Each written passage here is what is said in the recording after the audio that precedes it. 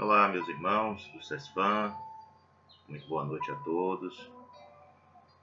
É com muita alegria que estamos mais uma vez aqui conversando sobre a doutrina espírita.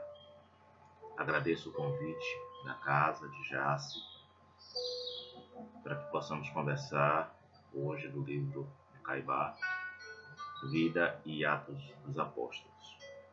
Tenho uma certeza, e agora com a chegada da vacina, que em breve estaremos juntos novamente com as palestras presenciais, com os trabalhos presenciais.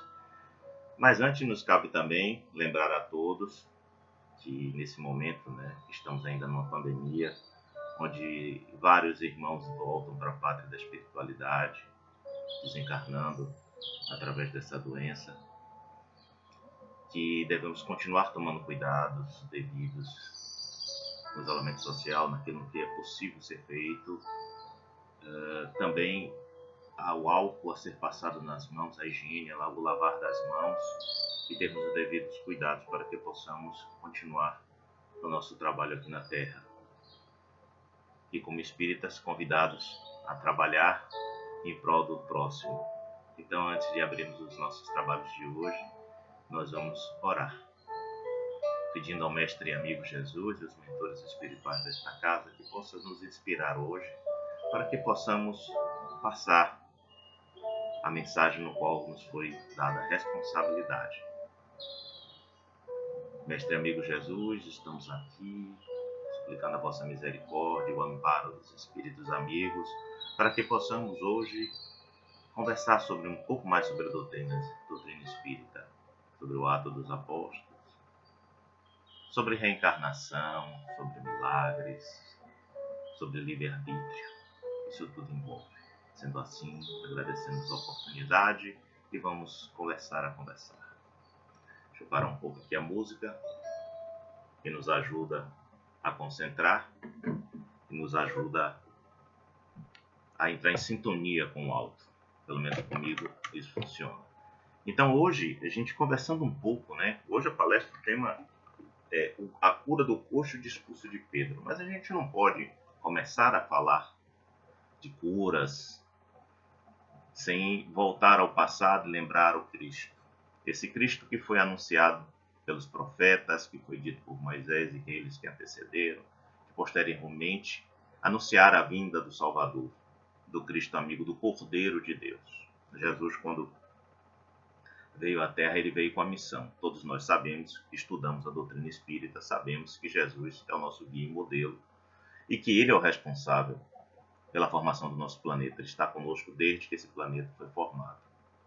Foi dada a missão a Jesus e assim vem fazendo.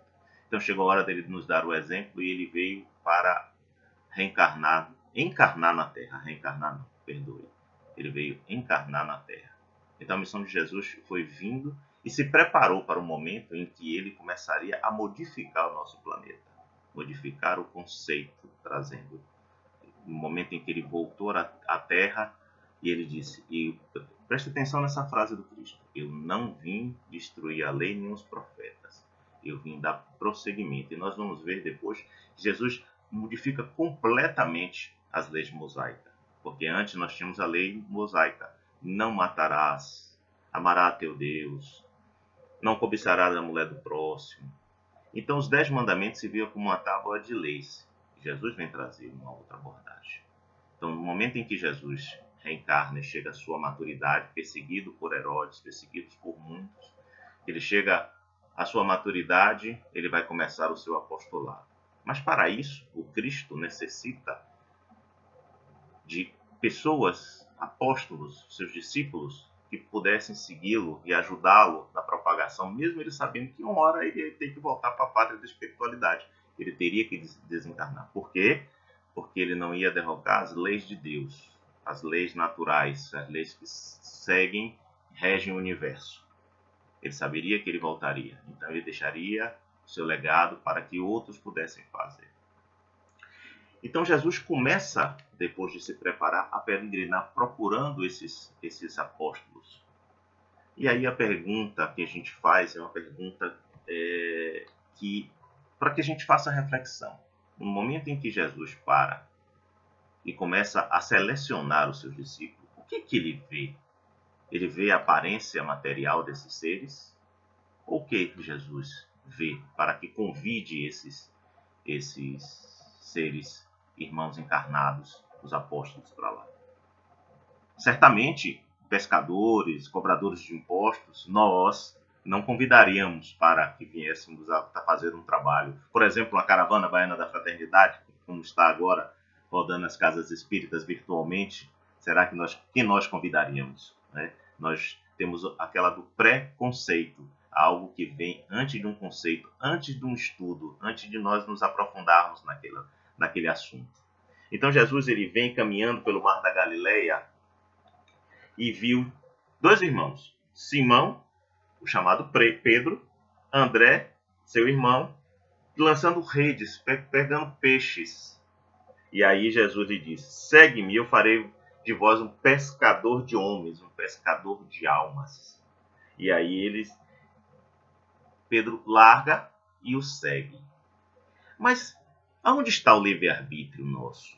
Quantos convites nos são feitos para trabalhar na obra do Cristo, seja na doutrina espírita, seja em qualquer religião?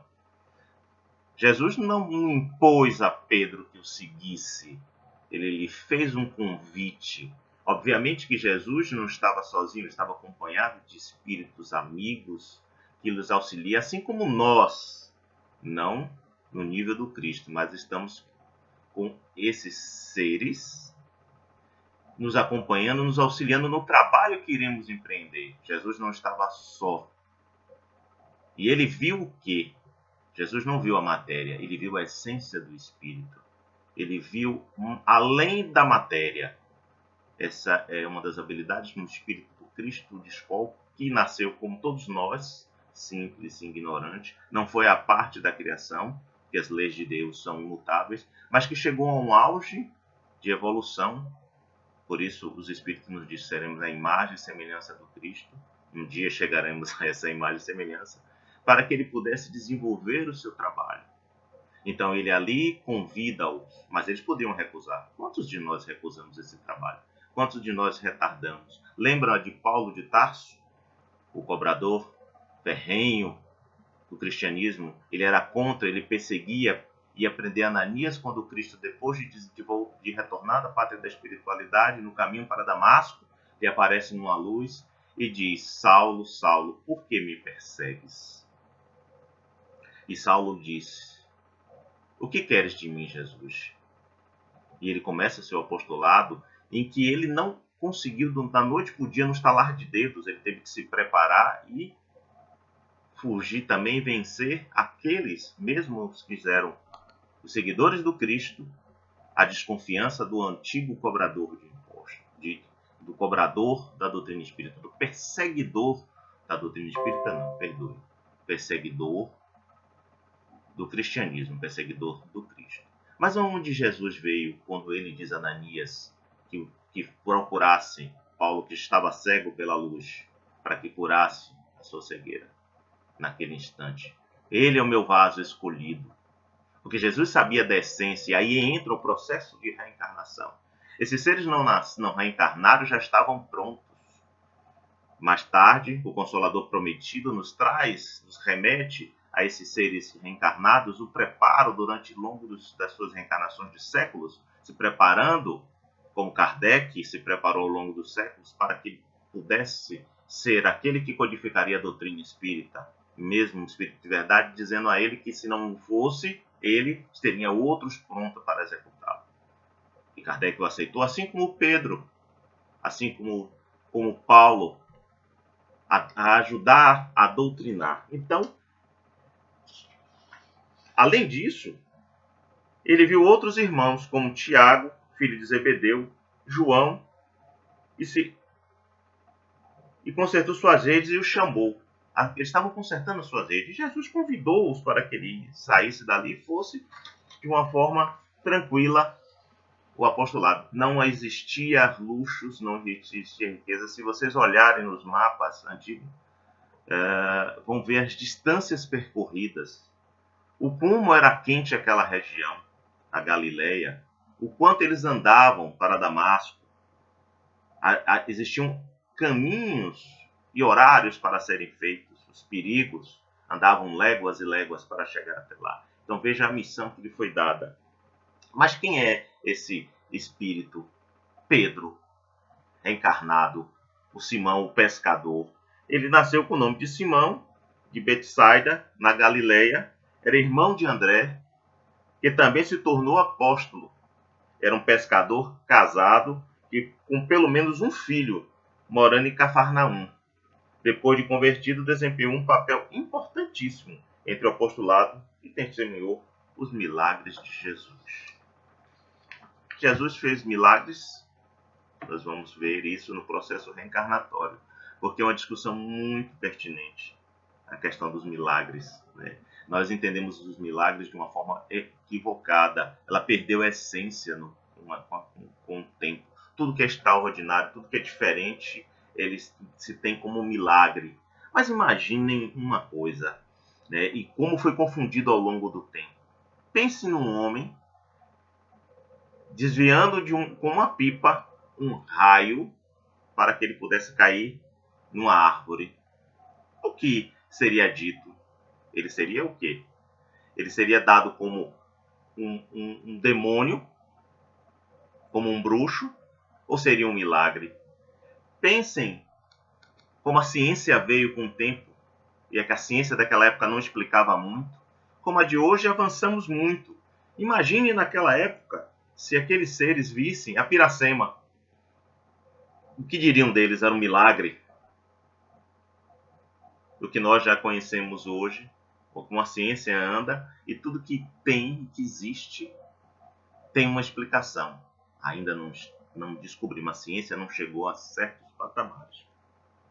Então Pedro foi um dos primeiros que Jesus escolheu. Ele foi um dos primeiros que Jesus começou a sua caminhada e começou a assinar seu apostolado. E Jesus diz uma coisa, dizia nas suas passagens, que nós gostamos muito e lemos muito disso, e que é a coisa mais difícil, e ele dizia assim: perdoai os vossos inimigos. Como é que é, Jesus? Perdoai os vossos inimigos, amai os vossos inimigos. Se perdoar já era difícil, ainda mais naquela época, que era a época do olho por olho, dente por dente. Como é que eu vou fazer isso, Jesus? Amar o meu inimigo? Né? E Jesus disse: eu não vim destruir as leis. Eu não vim destruir as leis. Eu vim dar prosseguimento a ela. E aí me permitam continuar a lendo, onde tem no Evangelho, no capítulo 1, ele diz: eu não vim destruir a lei nem os profetas. Então ele diz assim, ele reduziu a lei de Moisés à seguinte frase: amai a Deus acima de todas as coisas e ao teu próximo como a ti mesmo. E acrescentando: aí está toda a lei e os profetas. Amai o teu próximo como a ti mesmo. Quem é você mesmo? É isso que Jesus, quando colocou naquela época, não se entendia. Amai o teu próximo. Você se conhece? Você já parou para conversar com você mesmo? Entender a você? Joana de Ângeles nos faz essa proposta de nos conhecermos nesse tempo da ignorância, ainda do engatear da humanidade. O que seria essa proposta de Jesus? Conhecer, amar ao seu próximo. Numa época de escravizações, numa época de lutas, numa época de batalhas. E Jesus, traído, ele foi crucificado, passou o seu calvário, e ele chega a um ponto de ser crucificado, e aí os seus discípulos estão prontos para seguir. E Jesus, e aí eu me permito ler a parte do trecho em que Pedro, depois da ida de Jesus, ele caminhando, ele e João, eles chegam num templo, e no templo ele diz assim, chega lá, tem um coxo, que já é costumeiro de pedir esmola, pedir ajuda, e ele pede a Pedro. Aí Pedro fita ali os olhos, e nele juntamente diz: olha para nós. E ele, esperando receber deles, alguma coisa, olha com atenção. Mas Pedro disse: não tem prata nem ouro, mas tem isso que te dou. Em nome de Jesus o Nazareno, anda. E Jesus, e o coxo começa a andar, e aquela festividade dentro do templo. E ele começa a falar no seu discurso da realeza de Jesus, do Calvário que Jesus passou, dos ensinamentos do Cristo.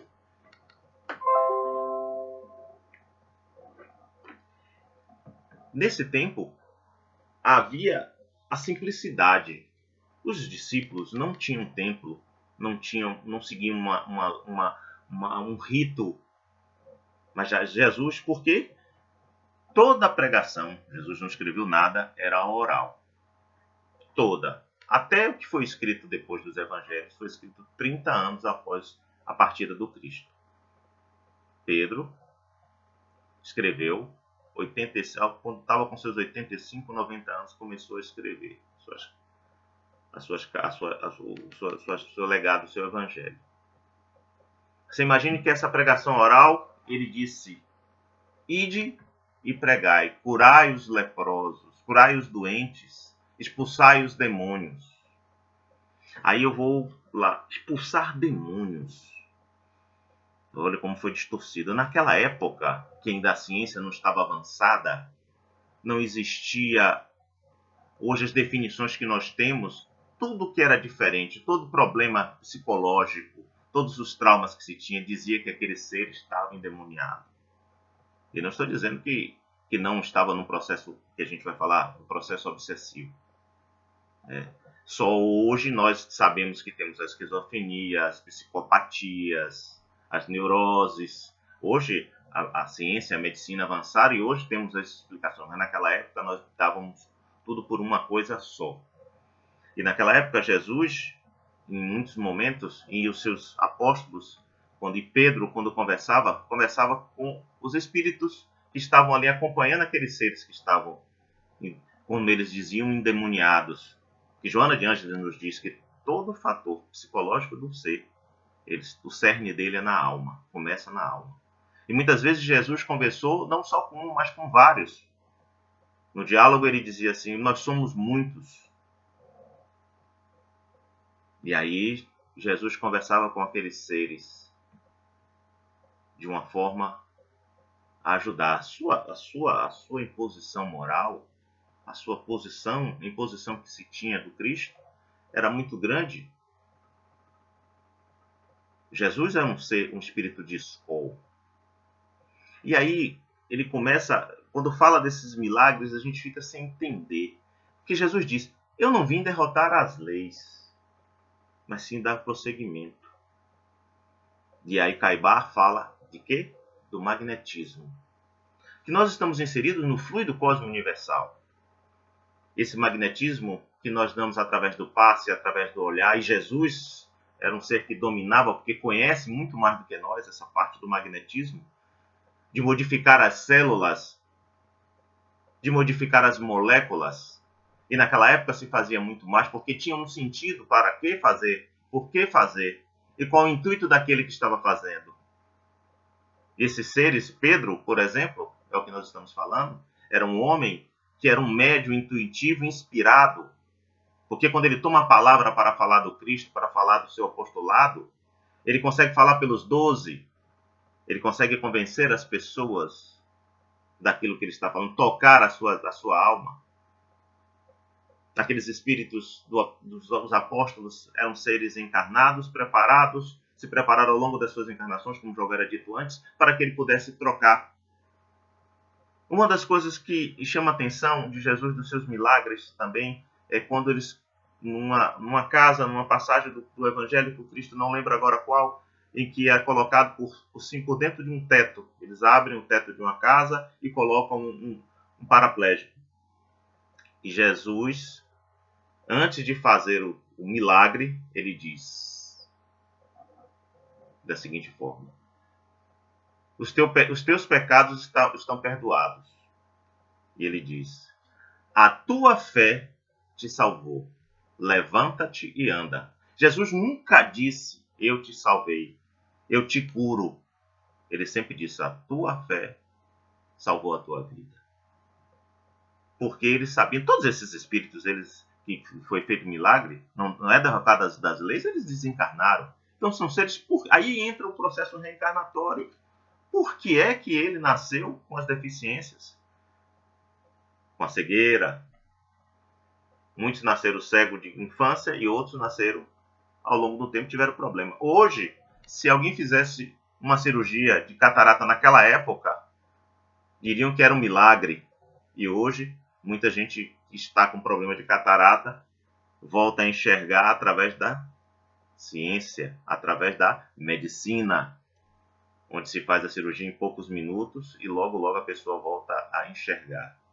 Então veja que ao longo do tempo as leis com os milagres não foram a derrocada de Deus, longe de querer que as leis de Deus não possa fazer, porque ele é o criador de tudo, ele pode fazer, mas não creio que ele vá fugir do seu propósito de elevar a condição do homem passar pelo seu processo de evolução. Imagine o seguinte: cada espírito que está encarnado vive seu estágio de evolução, porque nós fomos criados simples e ignorantes. E vamos chegar no estágio da simplicidade, continuaremos a ser simples, mas não mais ignorantes. Mas se pegarmos mesmos gêmeos, mesmos seres que passarem pelas mesmas experiências, colocados numa sala, colocados numa casa para viver as mesmas situações, ao longo do tempo, eles vão receber aquilo e reagir de formas diferentes. Por que são seres diferentes? Porque são espíritos reencarnados. Não existe uma metade da laranja.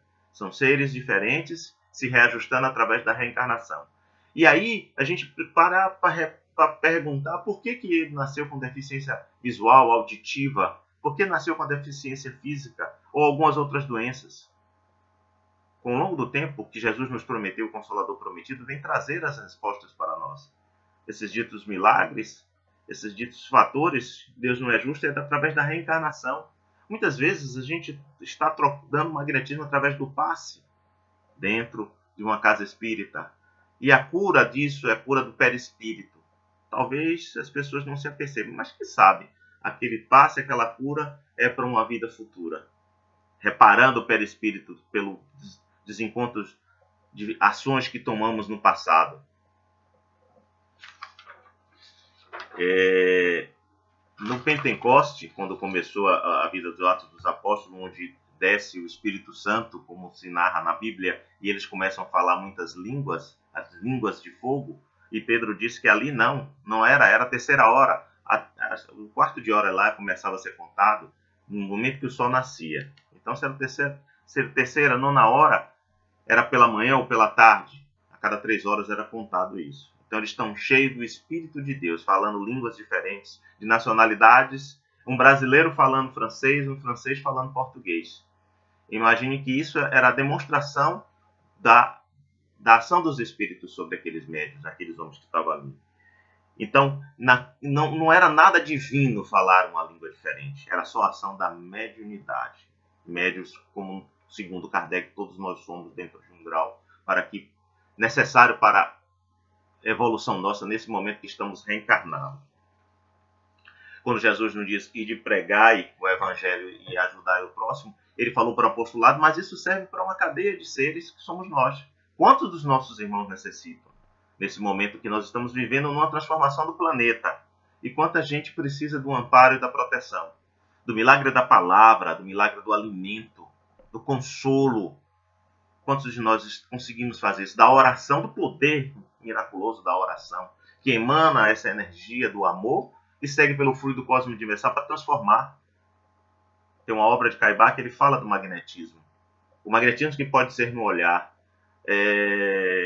Eu cheguei próximo a Divaldo Franco numa certa oportunidade de palestra e senti a energia envolta daquele ser encarnado e que me fez as minhas dores. Eu já falei em algumas outras oportunidades, mas eu sempre gosto de falar. Meu joelho, na época, eu tinha que fazer uma cirurgia, doía, meu corpo doía, eu tinha trabalhado muito. Quando eu cheguei naquele lugar da palestra dele, no subúrbio, eu senti um alívio, um refrigério, meu joelho não doía mais, assim, meu cansaço tinha ido embora. Como pode ter sido? Como pode ter revigorado as minhas energias? Então nós somos seres dotados de energia, nosso perispírito, Muitas das cirurgias hoje em dia não precisa mais da demonstração, é feita no perispírito, que vai somatizar no corpo físico. Então, o mais importante de tudo isso é a fé no Cristo, na mensagem que ele faz, é prestar atenção nos atos. E quando Pedro diz que não tem prata nem ouro, né, voltando a ele, deu aquilo do Cristo, o que ele deu para aquele coxo? Ele deu a dádiva da cura através do seu magnetismo, da energia, da mudança. É isso que Jesus nos propôs e que nos ensinou. Ele vai trazendo para o ser aquilo que ele deu de bom. Foi o amor. Amai o vosso próximo. Ame o teu inimigo. Essa leitura veio, e o milagre. Aí, mais uma vez, me permita recorrer a Gênesis, onde Kardec nos coloca a questão dos milagres. Ele diz assim, permita-me ler. A questão dos milagres propriamente ditos não é, pois, da alçada do espiritismo. A questão dos milagres propriamente ditos não é, pois, da alçada do espiritismo, mas, apoiando-se sobre este raciocínio, que Deus nada faz de inútil, emite esta opinião que, presta atenção, os milagres não sendo necessários, a glorificação de Deus, nada no universo se desvia das leis gerais. Nada no universo se desvia das leis gerais. Deus não faz milagres, porque sendo as suas leis perfeitas, não tem necessidade de derrogá-las. Se há fatos que não compreendemos, é porque nos faltam ainda conhecimentos necessários. Alguns dos conhecimentos nós temos e entendemos porque alguns irmãos nascem com algumas deficiências, com alguns problemas. Não é nenhuma punição onde nós sempre achamos que era uma punição. Longe disso, não é uma punição. É uma oportunidade de reparo do passado. O milagre, o que é o milagre? O milagre, da palavra miraculum, vem do verbo latim mirare, que significa admirar-se, maravilhar-se. Algo que aconteceu e não tem explicação à luz da ciência da época. Olha aqui, da ciência da época. Hoje, muitos daqueles milagres, quando Jesus disse, quando ele dito ressuscitar uma criança, uma menina, essa menina não está morta, ela dorme e manda que ela acorde. Até Lázaro, 3 dias depois, na catalepsia, ele manda que Lázaro levante e acorde. Fato inexplicável, algo que ninguém acredita ser possível. O Espiritismo, ele vem mais uma vez falar, segundo a doutrina espírita, religião que tem como base o cristianismo, não existe milagres na concepção comumente empregada a este termo, do sobrenatural, daquela coisa diferente, de que não tem explicação, que simplesmente o estalar de dedo e aconteceu. Para o Espiritismo, todos os acontecimentos ocorrem dentro das leis físicas, da química, da biologia. Imagine falar de física, química e biologia há 2.200, 2.020 anos atrás, na época do Cristo. Sendo essas leis criadas e mantidas por Deus. E sendo Deus perfeito, não haveria motivo para derrogá-las ou contradizê-las, uma vez que eles próprios derivam da perfeição. Então, se Deus é perfeição, se as suas leis são perfeitas, como iria derrogá-las? Esse raciocínio da doutrina espírita é muito perfeito. Não há necessidade, porque se essas pessoas estão passando por essas dificuldades, por essa necessidade, foram elas que ao longo da sua reencarnação se impuseram. Não foi ninguém que impôs. Foi o processo de evolução de cada ser. Porque ele sabe que na próxima oportunidade reencarnatória, ele voltará de uma forma diferente do qual ele veio hoje. O que é reencarnar, gente? É o retorno do espírito à carne. Só que, como vivemos hoje, estamos construindo o corpo físico do amanhã. Como o nosso corpo físico de hoje é reflexo do ontem. Tudo que nós passamos hoje é o reflexo de tudo que vivenciamos, é o arcabouço de tudo isso. Está na reencarnação, no espírito, na essência. E hoje estamos aqui passando uma parte daquilo que precisamos para evoluir. E não é tudo. E olha a dificuldade que temos. Não conseguimos ir ajudar o próximo, não conseguimos orar pelo próximo, pelo inimigo, que não é uma coisa fácil, mas é um exercício. Não conhecemos a nós mesmos. A proposta é muito clara. Conhecer a si mesmo, conversar consigo mesmo, vocês não conhecem. E o quanto nós nos transformamos ao longo do tempo. Desde que estamos na doutrina espírita, qual foi a transformação? Você percebe a sua transformação? Essa doutrina maravilhosa, ela nos questiona, nos coloca desta forma, a nos questionar, né? A tirar o espírito da obsessão do melindre, né? O que é o obsessor? É um espírito que está do outro lado da vida, ou encarnado ou desencarnado, desejando que o outro sofra quanto ele sofre, né? Ou que ele está do outro lado para fazer gracejos para com aquele ser, né, que se permite a isso, ou para se vingar do passado. E aí é um outro tema, é uma outra palestra sobre obsessão. Chico, ele diz o seguinte sobre milagre. O que é milagre? Milagre sempre é coroante do mérito, mas nunca a derrogação das leis naturais, das leis de Deus, que funciona igualmente para todos. Isso foi Chico que falou no dicionário da alma. E aí Kardec, e aí eu vou fechar com Kardec, dizendo: a cura se opera mediante a substituição de uma molécula malsã por uma molécula sã. O poder curativo estará, pois, na razão direta da pureza da substância inoculada, magnetismo, mas depende também da energia da vontade, que provoca uma emissão fluídica mais abundante e dá ao fluido maior força de penetração, dependente ainda das intenções daquele que deseja realizar a cura. Qual é a sua intenção? O que você deseja realizar a cura? Ativar a sua vaidade, aparecer para o mundo, tirar vantagens, e por aí vai uma longa discussão. Seja homem ou espírito. Allan Kardec, na Gênesis, Milagres e Predições, segundo o Espiritismo, capítulo 14, item 31. Então, qual a intenção? Qual o desejo que você tem de fazer esse milagre? Hoje menos, porque hoje nós não conseguimos nem nos concentrar, gente.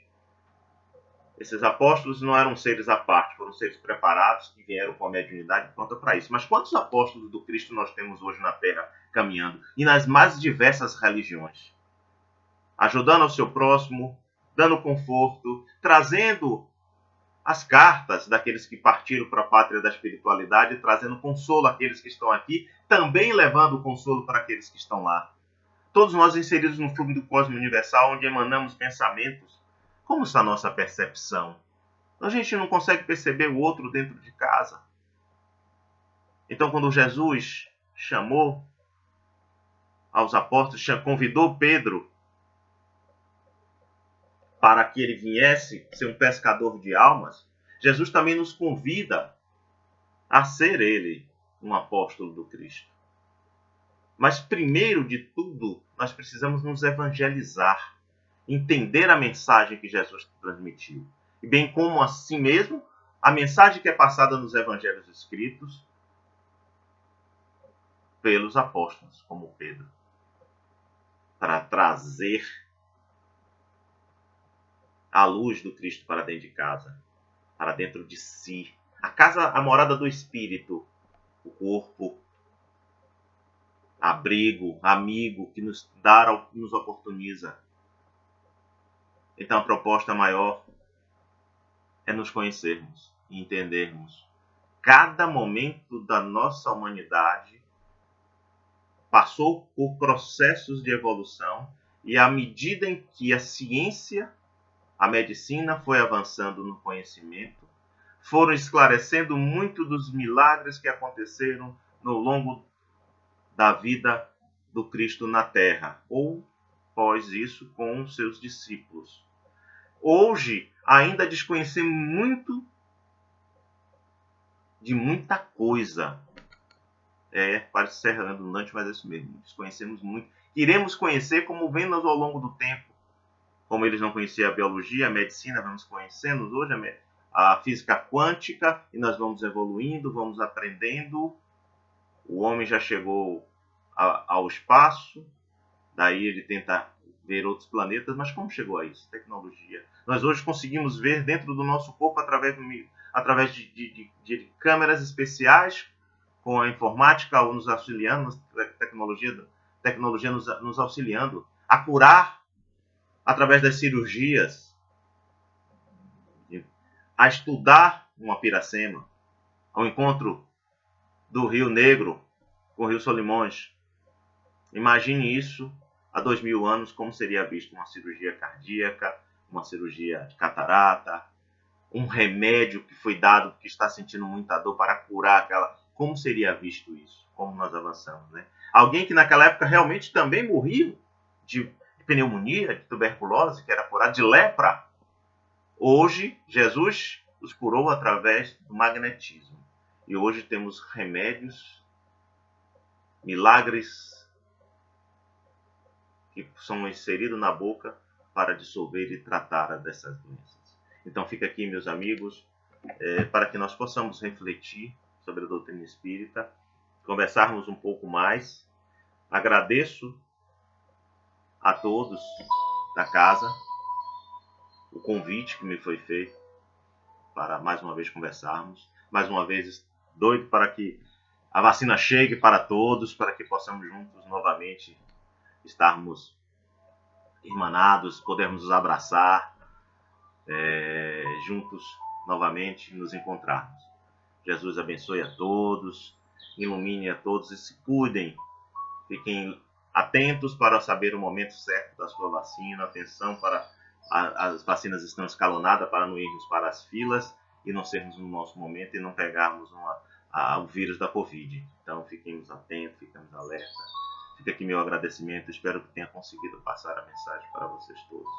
Jesus com todos vocês, que ilumine, que abençoe a todos.